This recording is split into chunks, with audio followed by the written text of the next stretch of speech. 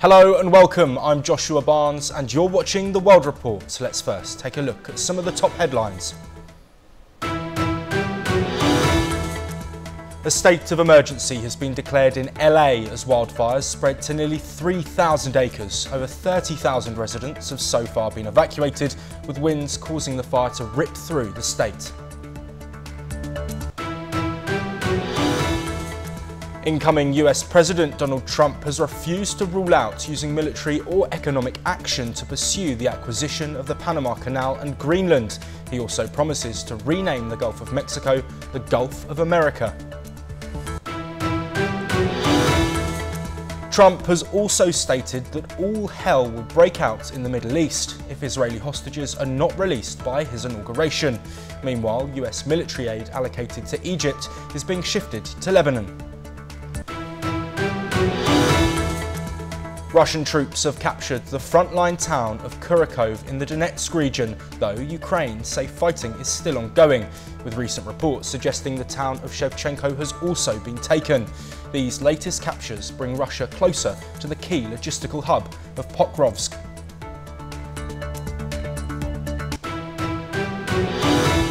A ferocious wildfire in Los Angeles has devoured buildings and has sparked panicked evacuations.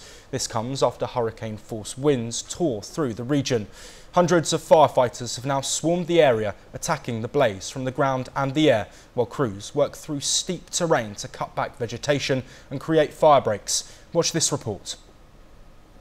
Frightened residents in Los Angeles abandoned their cars, fleeing on foot, as ferocious wildfires in the suburbs devoured buildings and homes. A 3,000-acre blaze engulfed area packed with multi-million-dollar homes in the Santa Monica Mountains. Hundreds of firefighters swarmed the area to control the blaze from the ground and the air. Bulldozers are being used to push dozens of vehicles, including expensive models such as BMWs, Teslas and Mercedes, to one side, leaving many crumpled and with their alarms blaring.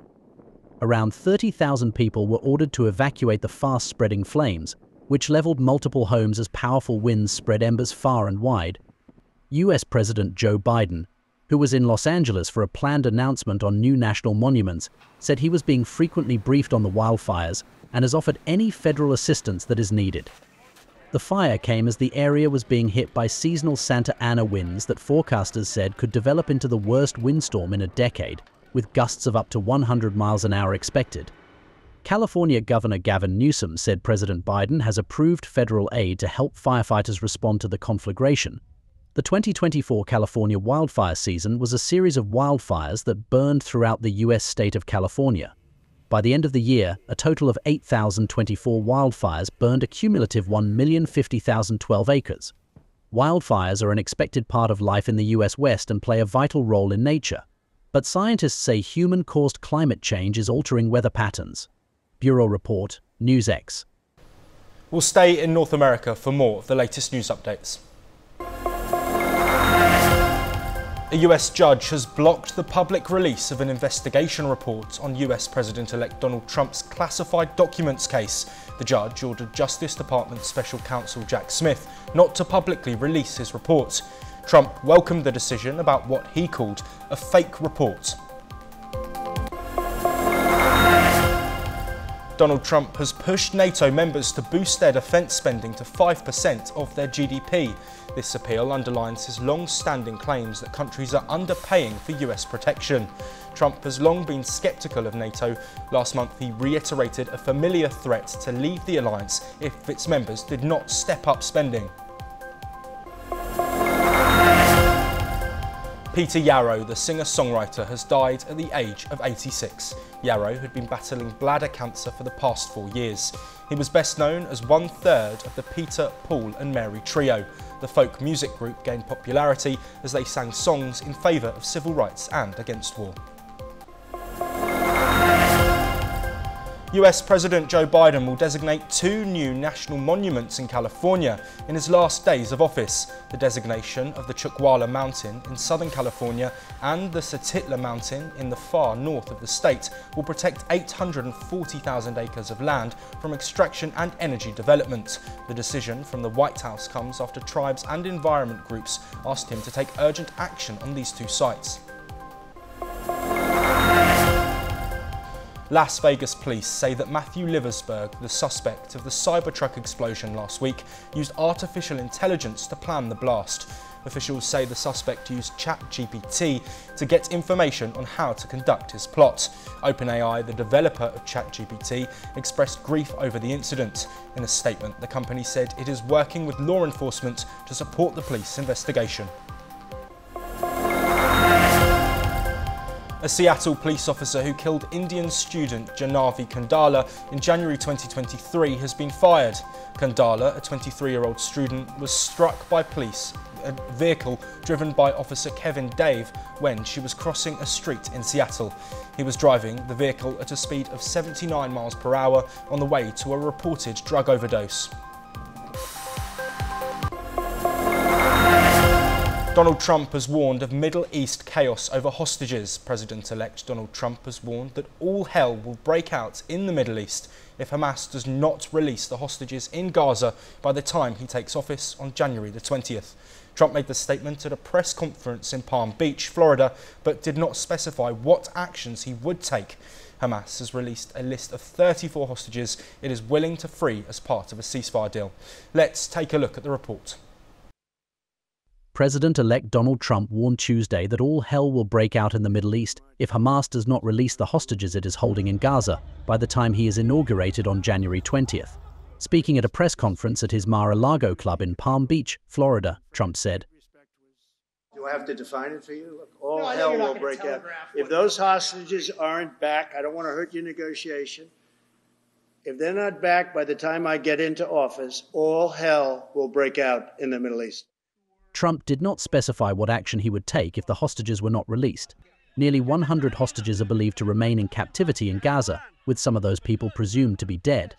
Hamas on Monday released a list with the names of 34 hostages that the group said it is willing to release in the first stage of a possible ceasefire agreement with Israel.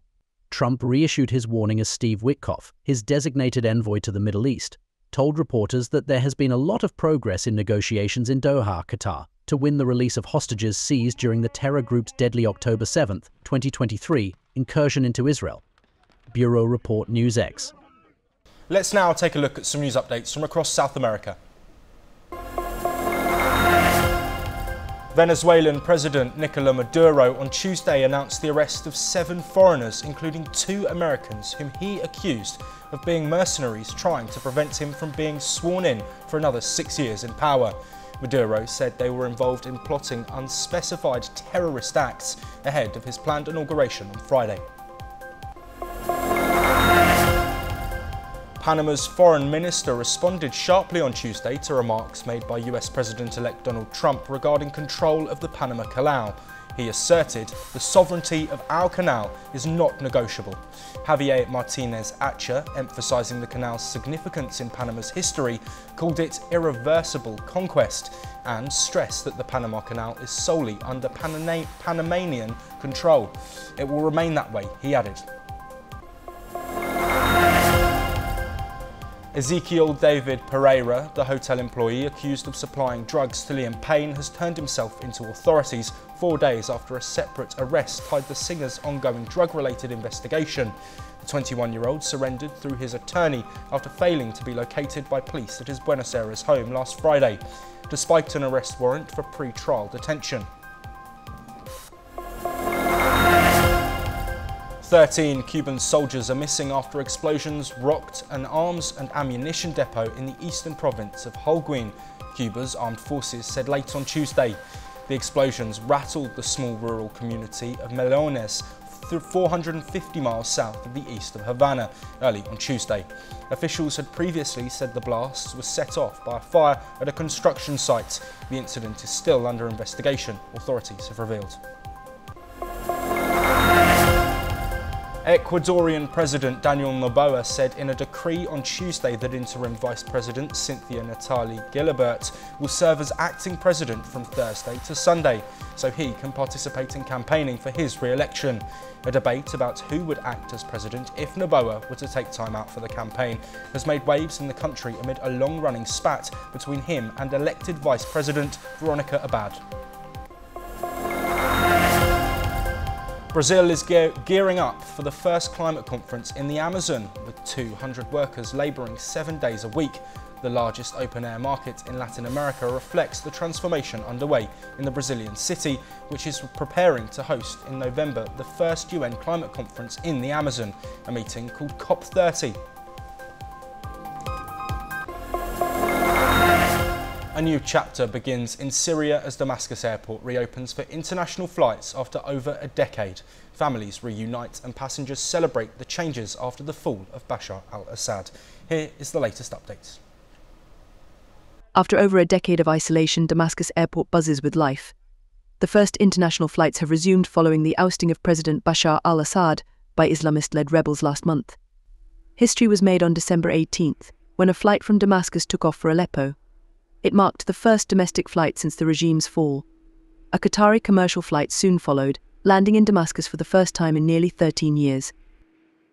أنا هون مطار دمشق الدولي عم بنتظر أخي له غايب عن سوريا 17 سنة كان ما يحسن يجي بسبب الظروف اللي كانت بسبب النظام ما كان يحسن ينزل فاستغل أول فرصة وأول فرحة ينزل لهون على سوريا بأول طائرة قطرية يعني كان هو عم ينتظر فارغ الصبر إنه ينزل. Inside the airport, joy is palpable. Families reunite with tears, laughter and celebrations, carrying balloons and flowers to welcome loved ones. Passengers noted a striking change in the atmosphere. Many praise the airport staff for their warm and welcoming demeanour, something they say was absent during the Assad regime. بس اليوم غير شكل يعني كان اليوم كتير ما بعرف المطار الموظفين كل شيء غير شكل يعني كانوا يعاملونا بفوقية كتير كانوا كتير لا هلا غير يعني حتى المعاملة يعني بالابتسامة كانت. Airport officials celebrated the reopening as a milestone. Damascus Airport Director Anis Falo called it a new beginning, highlighting the arrival of aid and official delegations in recent days. With Syrian Air resuming operations and other airlines set to follow, the skies over Syria are reopening. For many, it is a step towards rebuilding connections severed by years of conflict. Bureau Report, NewsX. We'll now head to Europe for more of the latest news updates from that continent. French far-right politician Jean-Marie Le Pen has died aged 96. Le Pen, who had been in care for several weeks, died on Tuesday surrounded by his loved ones. Le Pen founded the French far-right National Front Party in 1972. He reached the presidential election runoff in 2002. His successor, Jordan Bardella, said Jean-Marie had always served France. French President Emmanuel Macron described Le Pen as a historic figure of the far right.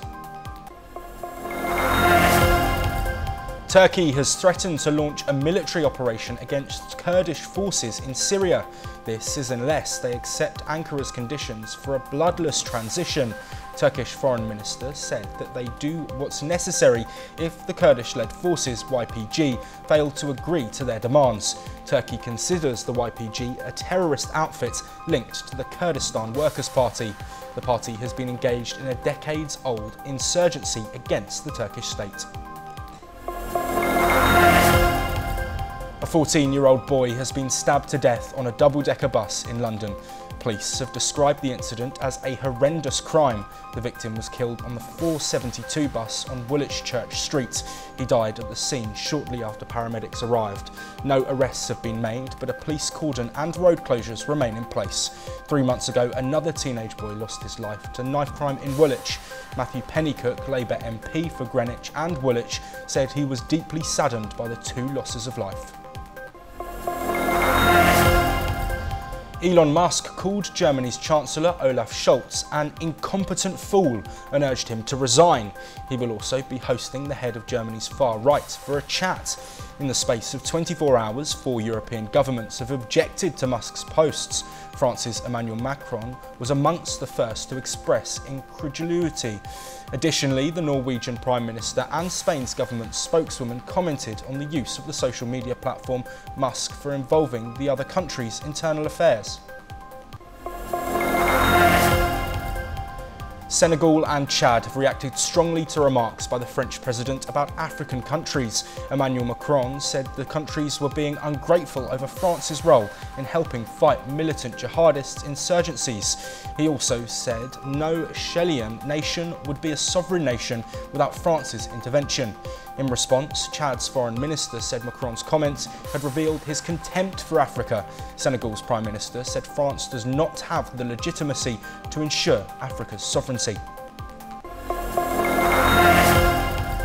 A small Italian village, Belcastro, has banned its residents from becoming seriously ill. People are ordered to avoid contracting any illness that may require emergency medical assistance. The local mayor said the move was obviously a humorous provocation. Around half of Belcastro's residents are over the age of 65, and the nearest accident and emergency department is over 45 kilometres away. The village's on-call doctor surgery is also only open sporadically and offers no cover during weekends, holidays or after hours.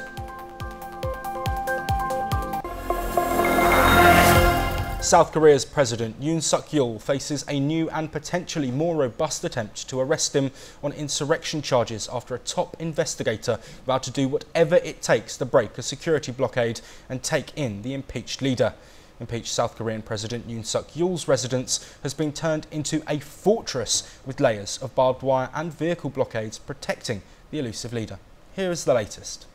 South Korea's President Yoon Suk-yeol faces a new and potentially more robust attempt to arrest him for insurrection after a top investigator vowed to do whatever it takes to break a security blockade and take in the impeached leader. Protesters supporting and opposing the embattled Yoon braved freezing temperatures to stage rallies on the streets around the presidential compound on Wednesday after a court reissued a warrant on Tuesday to arrest him. Impeached South Korean President Yoon Suk-yeol's residence has been turned into a fortress, with layers of barbed wire and vehicle blockades protecting the elusive leader. Yoon avoided an arrest attempt last week after his bungled December 3rd martial law decree plunged South Korea into its worst political crisis in decades. The decree led to his suspension and impeachment. The 64-year-old former prosecutor was at home when investigators carried out their failed attempt to arrest him last week and was still there until early this week. Yoon Sang-hyun, lawmaker from the Conservative People Power Party, says the Corruption Investigation Office's request for a new arrest warrant is a clear violation of the law. 해당 현실 사건 정보처가 영장을 청구한다고 자체에서 명백한 것을 원천이요. 나는 생각도 합세에 따르듯이 그래서 Opposition lawmaker Yoon Kun-young said on Tuesday Yoon's home was turning into a fortress, with guards installing barbed wire and using buses as blockades. Yoon's home, a former foreign ministry residence, is nestled in Hanamdong, an affluent Seoul neighborhood along the Han River renowned for its luxurious homes, some of the country's most expensive. Bureau Report, NewsX. Staying in the Indo-Pacific, here are some more updates from across the region. A powerful earthquake has hit Tibet, killing at least 126 people, injuring over 100 more. Tremors were felt in Nepal, Bhutan and northern India. The quake, measuring 7.1, struck Dingri County near Mount Everest. The area is home to around 62,000 people. Chinese state media reports over 1,000 homes were damaged. Many buildings near the epicenter have collapsed. The quake struck at a depth of 10 kilometers early on Tuesday morning. Rescue efforts are still underway. A former Cambodian opposition MP has been shot dead in Bangkok. Lim Kimya, aged 74, a member of the exiled Cambodia National Rescue Party, was killed soon after arriving from Cambodia. He was travelling with his French wife and uncle. The CNRP has condemned the attack, calling it an assassination. Lim Kimya, a dual Cambodian-French national, stayed in Cambodia despite threats. Many other opposition leaders fled after the party's dissolution in 2017. The CNRP described his death as brutal and inhumane. Thai authorities are investigating the killing. Former Mauritius Finance Minister Rengananden Padiachi has been barred from leaving the country. Authorities warned he would be arrested if he attempts to flee. The case involves alleged embezzlement of $1 million from the Mauritius Investment Corporation. The funds reportedly went to a polling company before last year's elections. The payment was allegedly ordered by former central bank governor Harvesh Sigalom, who was arrested last week but later released on bail. Padiyachi is expected to face questioning soon. 3 soldiers and 19 militants have been killed in clashes in Pakistan's northwest. The military says intense firefights erupted at 3 locations near the Afghan border. Pakistan blames the Taliban-led Afghan government for harbouring militants staging cross-border attacks. Kabul denies the claims. The Pakistani Taliban, or TTP, remains the region's most active militant group. The country has seen a surge in violence with over 1,300 casualties reported in 2024 alone. Papua New Guinea is working to extradite rugby league player Kevin Apo, charged with rape and assault in the UK. Aged 25, Apo reportedly fled Britain after being granted bail in late November. He returned home to Papua New Guinea just hours after his release. The Foreign Minister says the government will not shelter citizens charged with crimes abroad. UK authorities are yet to formally request Apo's extradition. He was a player for the Bradford Bulls in Britain's rugby league. A seaplane crash near Rottnest Island, Western Australia, has claimed the lives of 3 people. The victims include a Swiss woman, a Danish man and the Australian pilot. 4 others, including tourists, survived and were being rescued. The crash occurred shortly after takeoff on Tuesday evening. Reports suggest the plane may have been hit by a rock, but investigations are ongoing. Western Australia Premier Roger Cook called the incident heartbreaking. Rottnest Island is a popular tourist destination around 30 kilometres from Perth. Russia is continuing its advances in Ukraine. The military has now claimed control of major towns in Ukraine near Pokrovsk, key logistical hub of Ukraine. However, there has been no confirmation from Ukraine on this. Here's the report. Russia claims that its forces have captured the frontline town of Kurakov in eastern Ukraine's Donetsk region. The town has borne the brunt of Russian advances in recent months and is a stepping stone to the key logistical hub of Pokrovsk. Kurakov has been pummeled in recent weeks as Russian troops circle in on Pokrovsk. If lost, would hamper Ukraine's ability to hold on to territory in Donetsk. Ukraine, however, has not acknowledged the fall of the town. A Ukrainian official has said that fighting in the town continues. Russia's defense ministry also claimed that the village of Dukansky, which about 8 kilometers south of Pokrovsk, had been captured by its forces. Additionally, over the last weekend, Russian troops completely captured the Ukrainian town of Shevchenko. The town lies at the intersection of 2 routes leading into Pokrovsk. Fierce fighting has also been underway in Russia's Kursk region in recent days after Ukraine launched a counterattack on Sunday. Despite both sides being drained after nearly 3 years of war, frontline fighting has ramped up in recent weeks. With Donald Trump set to return to the White House this month promising to end the war in a day, Moscow and Kyiv appear to be making an 11th-hour push to gobble up territory and strengthen their negotiating hands ahead of potential peace talks. Bureau Report, NewsX. Let's now take some news from the world of business. Stock markets diverged and the dollar rose on Wednesday after data pointed to a robust US economy, further denting hopes of several cuts to interest rates in the world's biggest economy. The latest readings added to worries about a fresh uptick to US inflation, already on traders' radar owing to Donald Trump's pledges to slash taxes, regulations and immigration when he returns to the White House this month.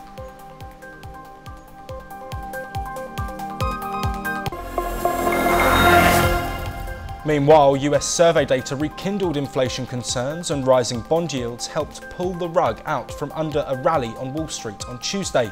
A much stronger than expected rise in US service prices sent shivers through US stocks, said market analyst Axel Rudolph at online trading platform IG. The Washington Post announced it will lay off nearly 100 workers, or 4% of its staff, in an attempt to stem growing losses, according to media reports. The cuts reportedly will affect mainly employees on the business side of the storied US newspaper owned by Amazon founder Jeff Bezos. Luxury car maker Rolls-Royce will expand its Goodwood factory and global headquarters to meet the growing demand for bespoke models. It will invest more than £300 million so it can build more highly customised versions of its cars for its super-rich clientele. Meta said on Wednesday it would launch a test in Germany, France and the United States that will enable buyers to browse listings from eBay on Facebook Marketplace and then complete their transactions on eBay. The European Commission had in November fined Meta $840 million over abusive practices benefiting Facebook Marketplace. That's all we have time for. We'll be back with more of your latest international news updates.